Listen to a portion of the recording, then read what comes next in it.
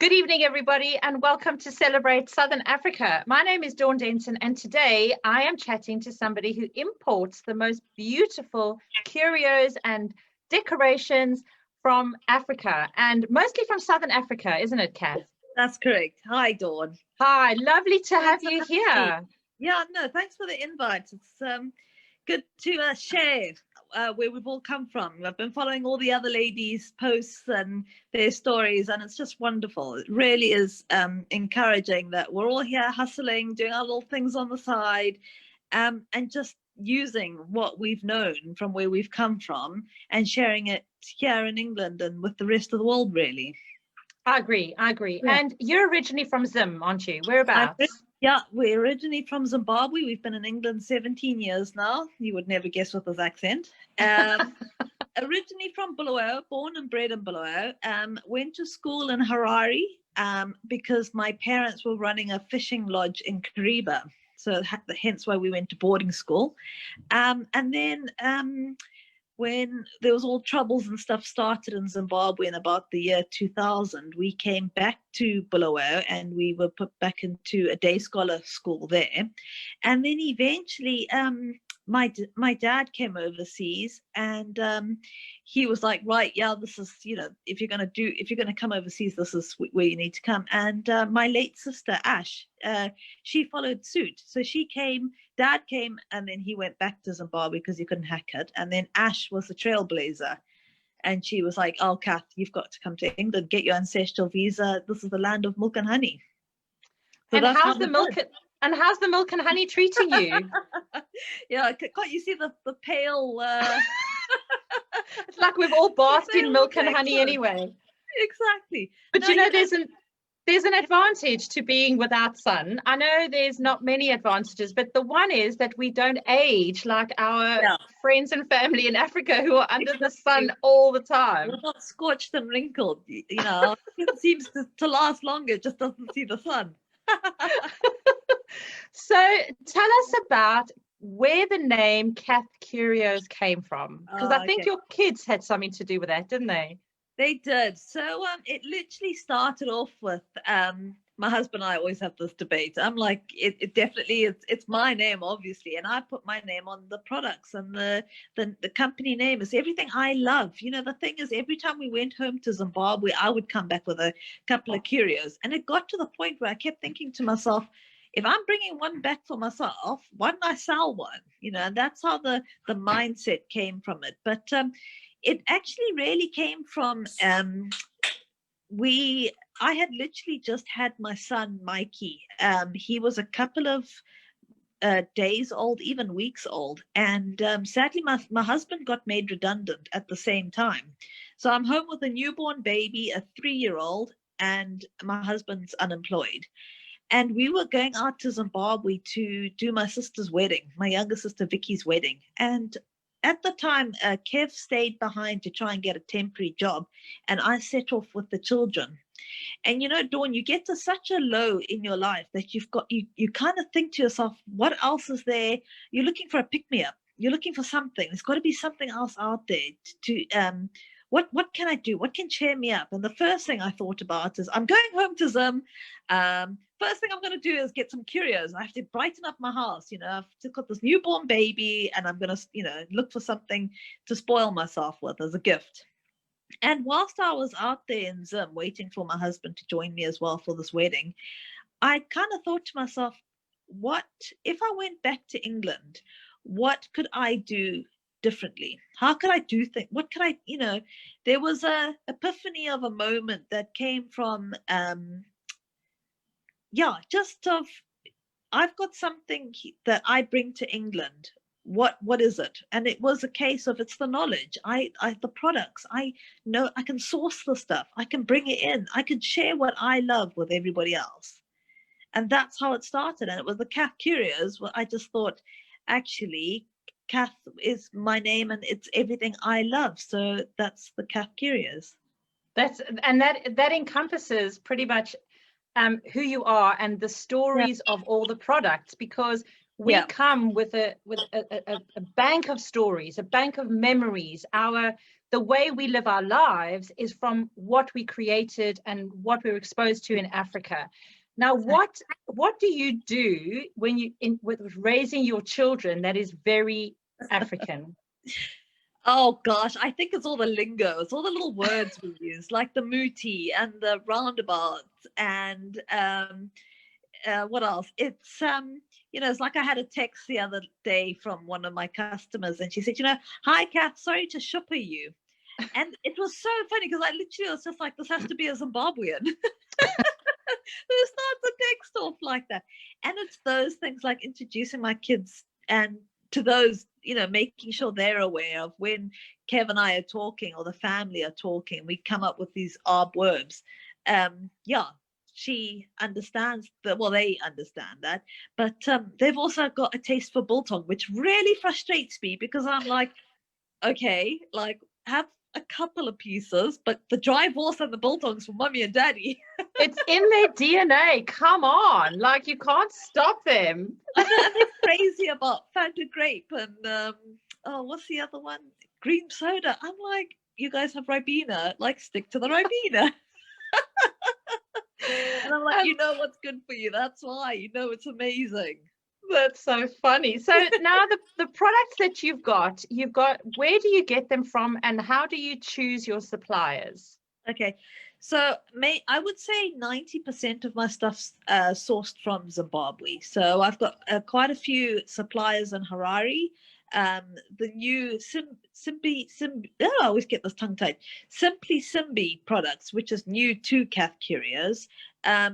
That is all the recycled aluminium products. That's a big hit. So glad I've got in touch with them. And it's all recyclable. They're all fair trade. That's a big thing to me. I want to make sure, because I know how hard it is in Zimbabwe and how hard the workers, they get such little for their money and they work incredibly hard. I've never come across an African who doesn't appreciate what they've worked for, the time and energy that goes into what they do. It's blood, sweat and tears almost. So and then I've got the ceramics in Bulawayo. So I've got the Nivik section there and I've got the Ninos as well, both doing really well, and they're just so creative. And the same principles, the fair trade. Also in Harare is the Kadinda fabric, which you can see behind me. Oh, I love it. It's bright, beautiful. It's just, it's all handmade. Yeah.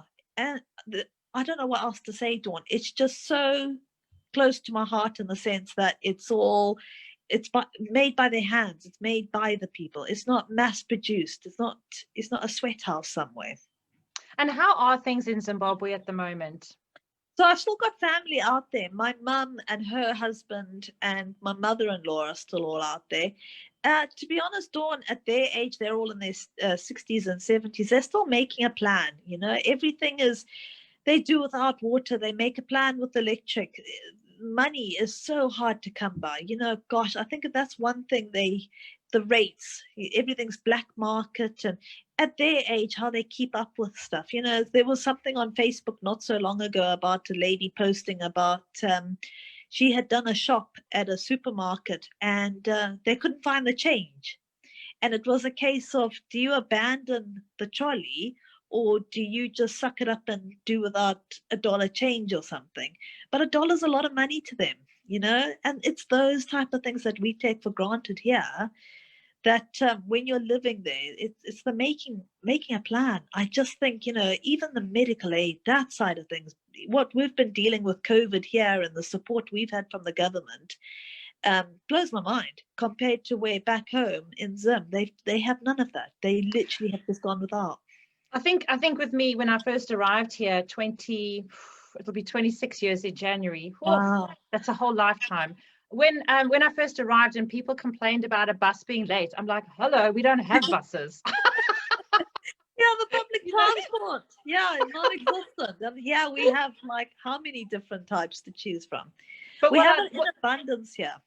Yeah, and I think we forget that sometimes. And when I was teaching, I took my students, my sixth formers, out to South Africa, and for them to see you know, what life is like. And I didn't want them just to see the bad. Like I wanted them to see the good as well. I wanted them to see, you know, the struggling as well. But they said that that changed their lives because it wasn't Red Nose Day, just a video on TV. It was actually standing amongst people who really found the smallest and simplest things in life so wonderful. And that's what I've also met people who've traveled through Africa, and they said all the children were smiling, and they said, but they've got nothing to smile about. No, they do. They do. They don't have to have an Xbox to smile. They love their lives. Exactly. You know? They are so humbled in that sense, that the little things. And I think that's what gets us carried away here overseas, living in a first world country. We get so used to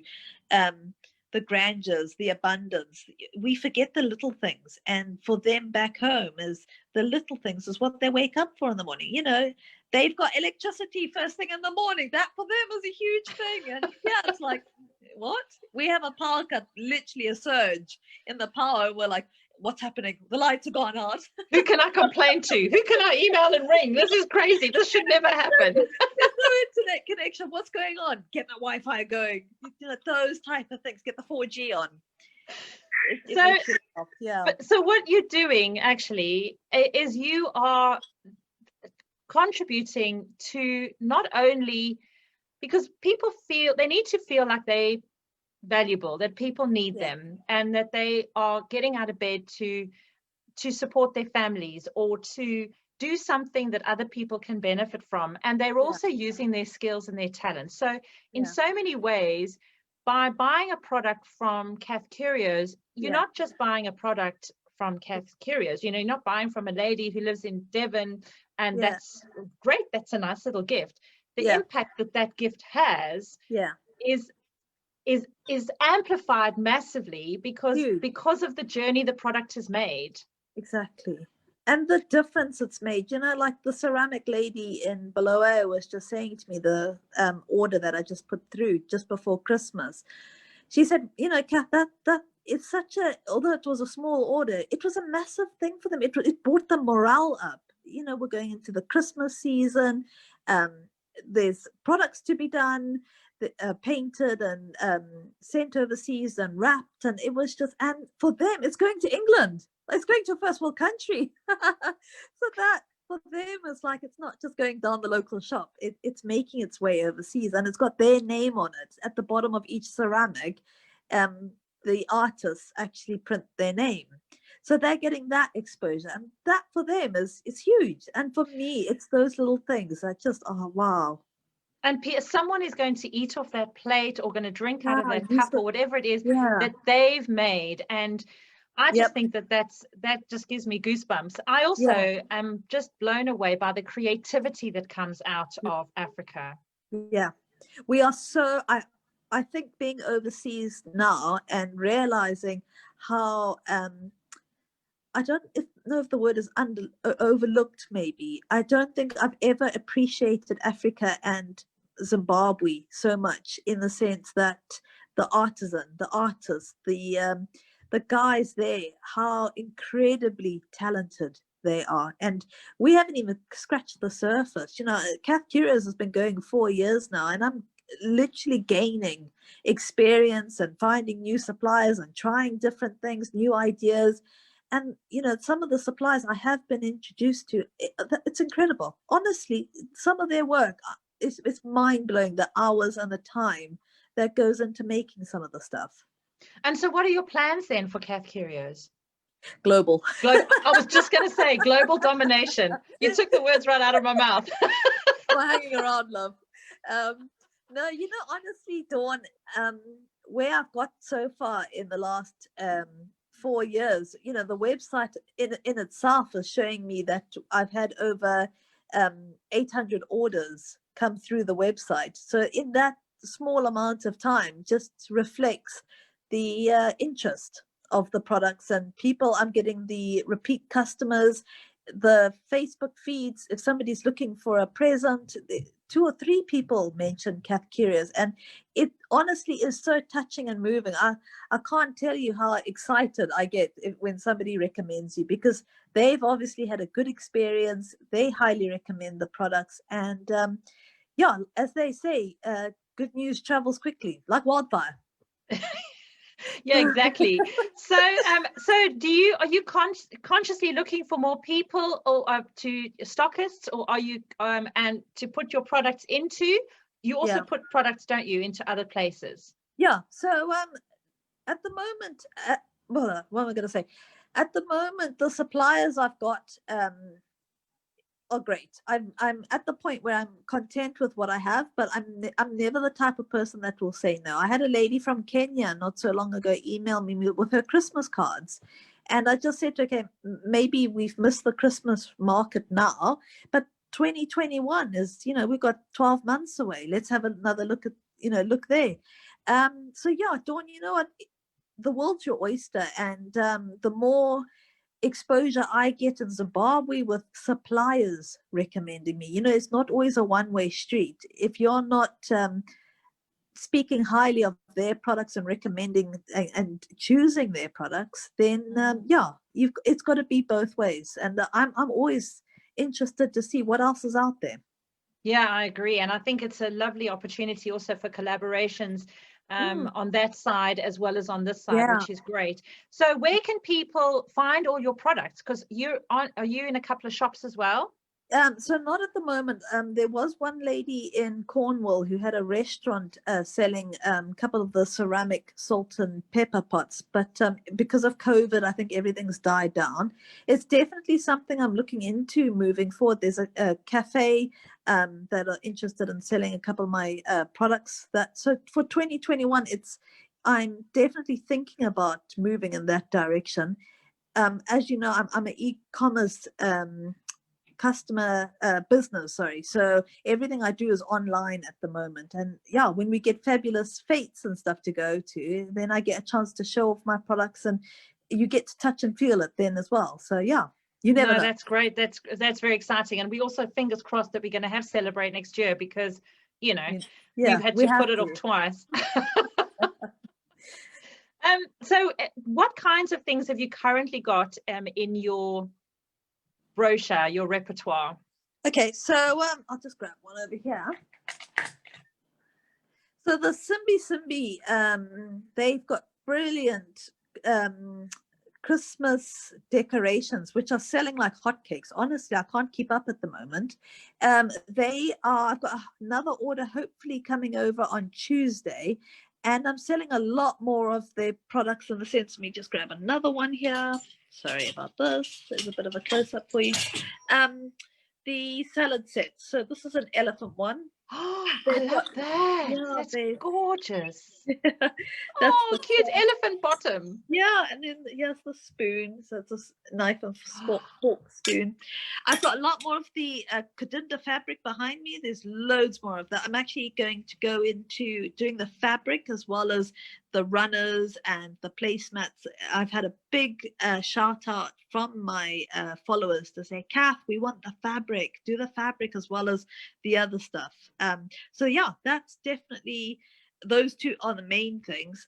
The other things that are just adorable for Christmas are these are delicate dagga. They're from Harare, and they are handmade Christmas ceramic Christmas decorations. They're very cute. Can you see it? Dawn, honestly, they are all hand painted, all handmade. It's really small, and it's just the time and effort that goes into it. So yeah, so those are a couple of things that, yeah, we would be here for hours if I went through everything. So where can people find you online and in social media? Yeah, so everything's under at cathcurios.com. So yeah, .com, hashtag at CathCurios. So I'm on Facebook, Twitter, Instagram, and then the website. And how do you keep up with all the social media? You know what, Dawn, I get so creative with it. I find it so encouraging and inspiring when I get the products, because I just think, oh, I could do that with that post, or I feel that I get such great interaction as well from my followers. They're like, Cath, some of your posts are hilarious, and then others of them are like, wow, it's just nice and simple, So, and they're always constantly look what's coming next. So you got to keep your customers wanting. What's yes, give you them that little bit, exactly. Tease them a bit. But I also think that's a real message to people who have a business and think, oh no, I've got to do social media, I hate it, when actually you can make it such a lovely experience, because how many businesses get to talk to their customers directly? You don't necessarily have that. I know and I get the other thing I love about it, Dawn, is you find out so many other expats living overseas.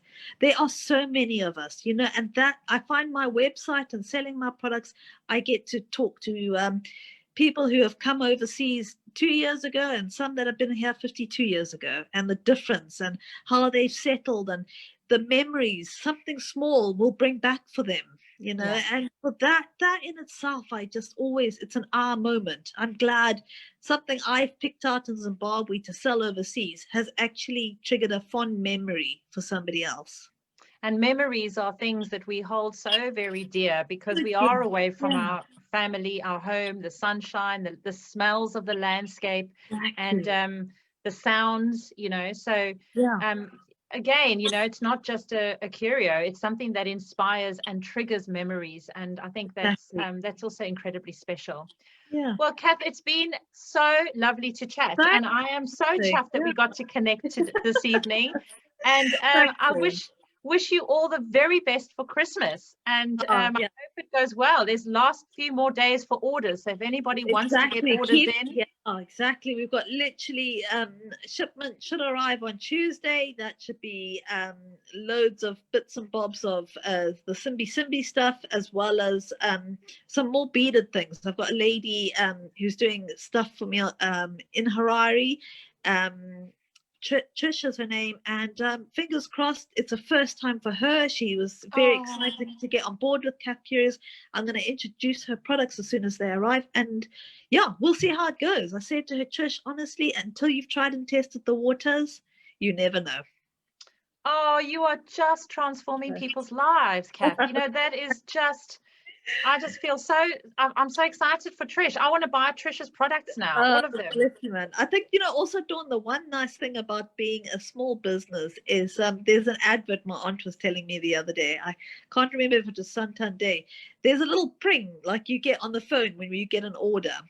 And for me, it's like, yes, I get to put something together. And for a bigger business, I think for them it's not as, you get so inspired when you get an order. I can't tell you the little happy dance, the little jiggle I do. I think, yes, I've struck lucky. And it does sound like a slot machine going off. It's one of the millions. It's like one order.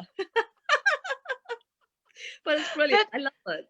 But that also just says how passionate you are about what you're doing, and that's what makes it so lovely. And I know that people don't buy products, they buy from people, and they are inspired by your passion for what you're doing for your country. No matter where we are in the world, we can make a difference. And one of my favorite expressions, African proverbs, is if you think you're too small to make a difference, ask a mosquito or something. Try to keep next to a mosquito. Exactly.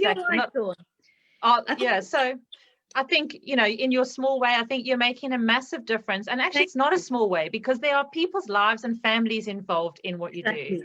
Yeah, no, exactly. And I think, Dawn, as grateful as I am to be in England, and England will always be my second home, my heart will always beat to an African drum. I'm born and bred Zimbabwean. Home is home, and I've accepted England is now my home, and I love being here, and this is where my children are born and bred.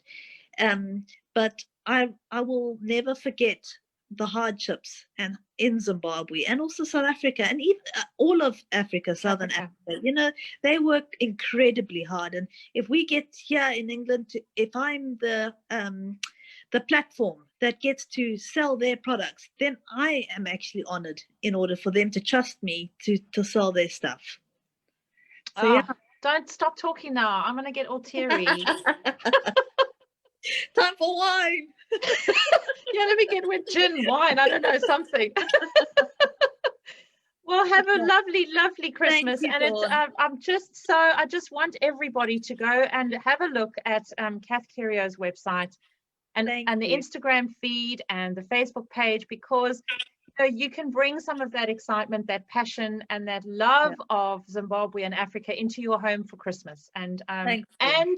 not just for Christmas, the rest of the year. Birthdays, Easter, you name it. Anniversaries. Exactly. Just saying you love someone. Exactly. It's all there. It's all available. Well, thank you so much, and yeah, I do hope that it goes well for you this Christmas, and let's hope we connect next year at Celebrate. Oh, let's hope. Yeah, absolutely. Fingers crossed. Touch wood. See you later.